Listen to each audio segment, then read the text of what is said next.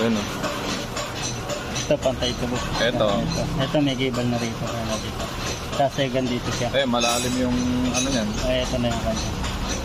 Ibig sabihin malalim dito. Pagka may entras malayo. Pag ganyan na siya. Ah. Yung kanya. Ito. Tsaka ito. Pag ganun yun.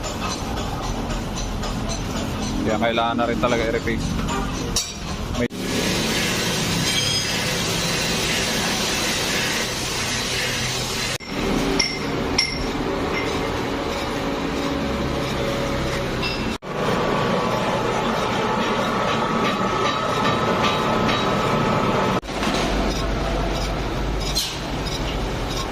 Ano yung reface? 1.5 ang binayaran natin sa reface. Mura lang sila maningil mga sir.